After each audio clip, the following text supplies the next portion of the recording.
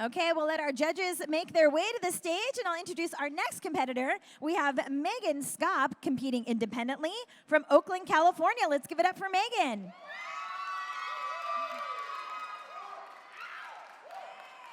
Hi. I'm good. Hello. Hi. Hi. Hey. Hi. All right, Megan, we'll let your judges get settled. When you're ready, feel free to ask for your music and call your start time. Good, good. May I have my music, please? Time. In the late 1930s, a lab in Kenya tested 42 different varieties for resistance to disease and drought. And that's how the coffee world found SL28, selected from a tree in Tanzania, and SL34, selected from a Kenyan estate, both of Bourbon lineage. Then came Rui 11, due to the coffee berry disease epidemic in the 1960s, which wiped out half of Kenya's coffee production. Since drought wasn't the only risk factor for coffee, this introgress hybrid was developed.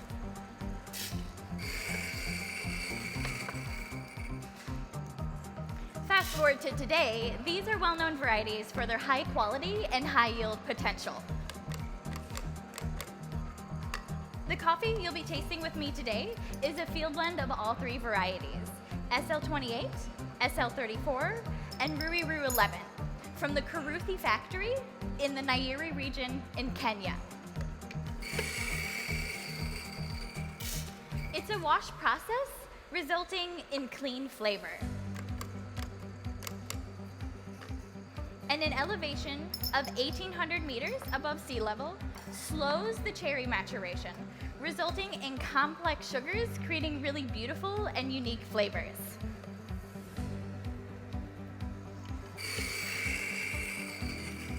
Years ago, though, this coffee would have been considered defective. I'm serving you the pea berry lot of the Kuruthi. Pea berries are sorted like all the other cherries, by density. So the Kuruthi factory doesn't even know that it's just that lone seed inside the cherry until the post-washing process. And we've all heard the theory. Some say that lone seed inside the cherry gets all the nutrients a normal two-seed cherry would get, making the flavors super concentrated. So I had to find out for myself.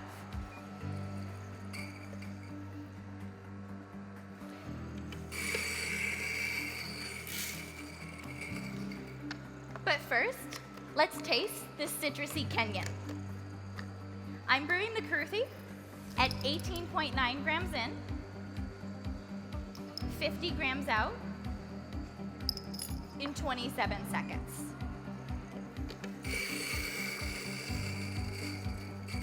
This recipe creates a bigger extraction, in turn tempering some of that bright acidity, which balances and clarifies the flavors. In other words, it's the tastiest this way.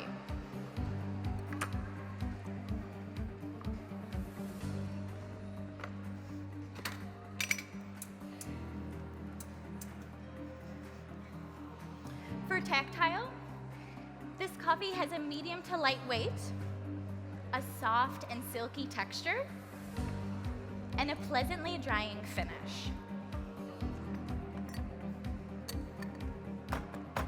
You're going to taste lemon, lime, a brown sugar sweetness, and that pleasantly drying finish.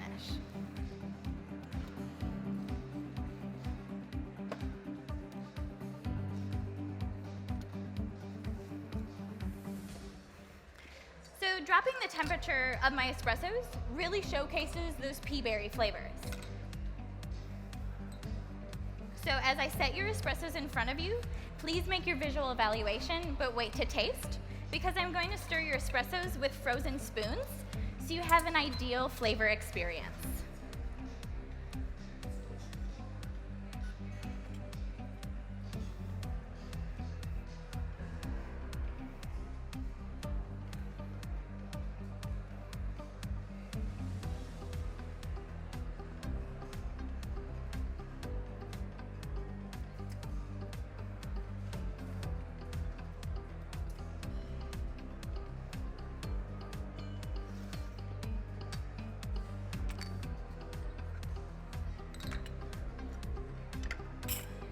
So once again, take a look at your espressos, but wait to taste, and I'll be right back to stir them for you.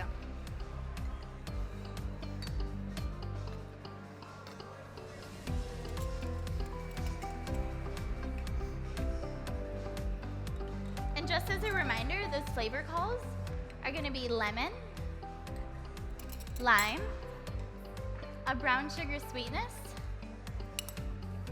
and that pleasantly drying finish. Enjoy. Cheers. Enjoy. Cheers.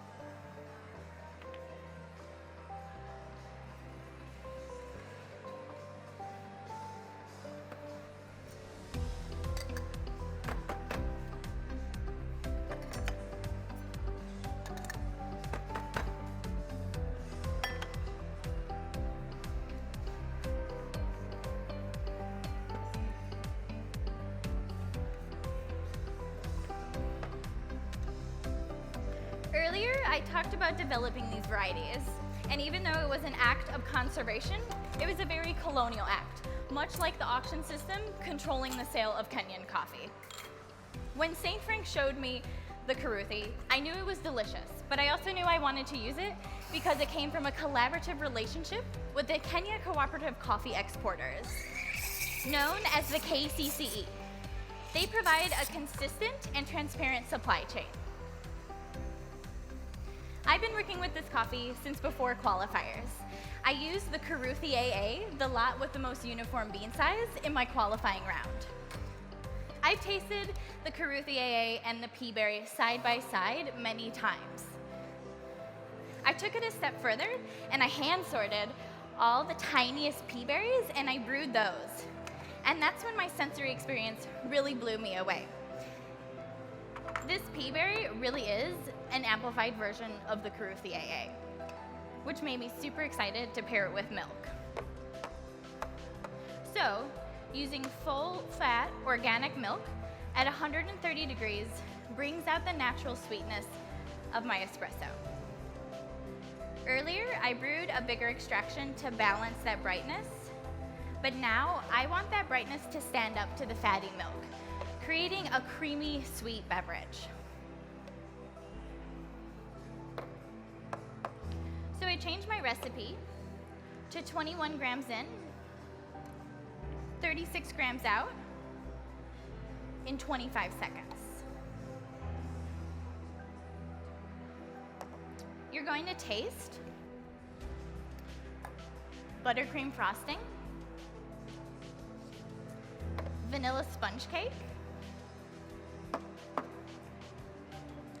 and a light lemon finish.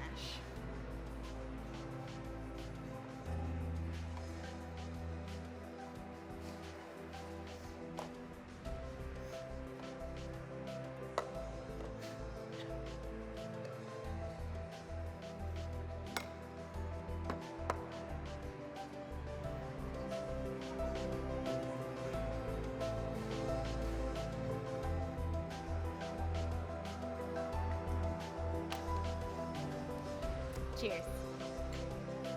Enjoy. Enjoy. Cheers.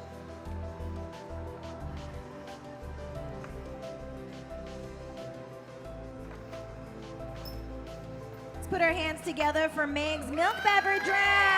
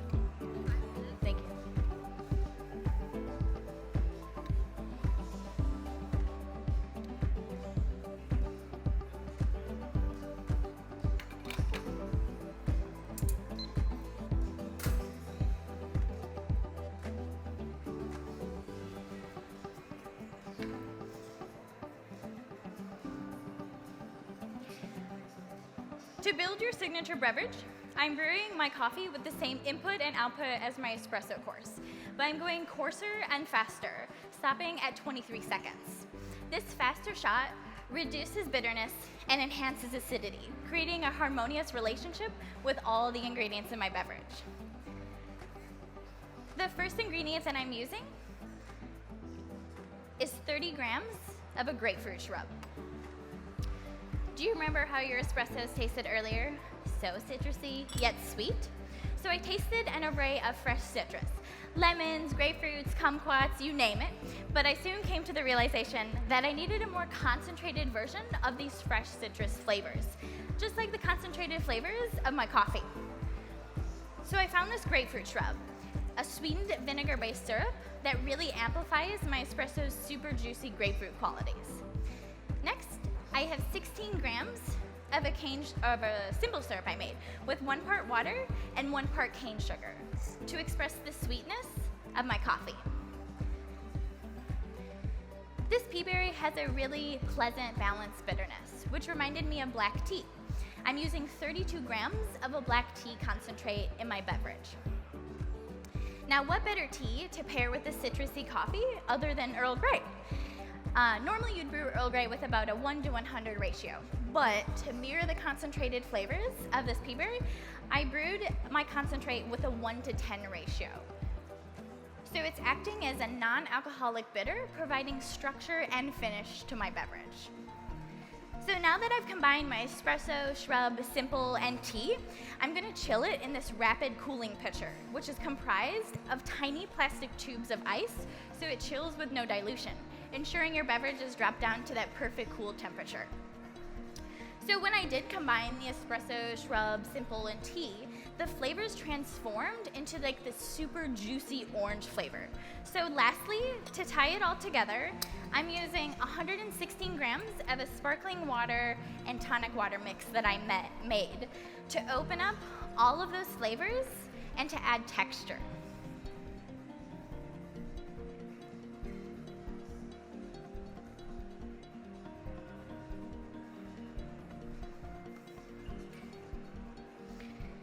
As you sip this slightly effervescent and refreshing beverage, you're going to taste orange Fanta, blackberry compote, cream soda, and then on your second sip, you get this violet florality.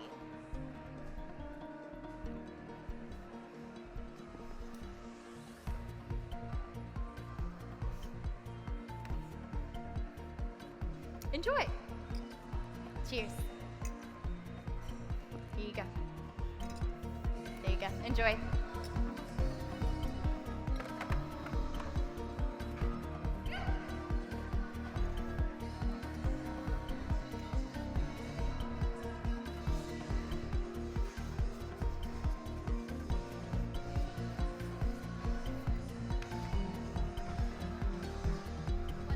Thank you.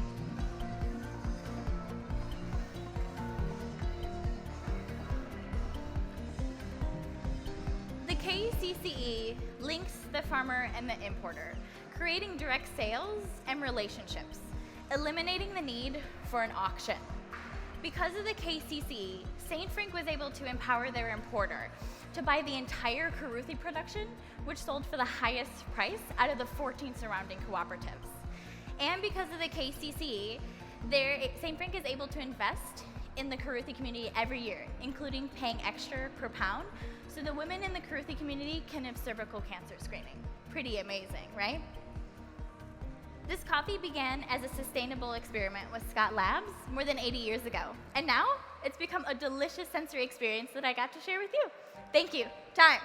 All right, let's give it up for Meg. All right. I love it.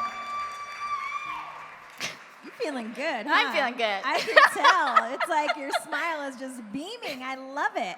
I love seeing, all of your motions and things behind the bar are like so deliberate and like, That's so good to hear. You got a good system going on. So, Thanks.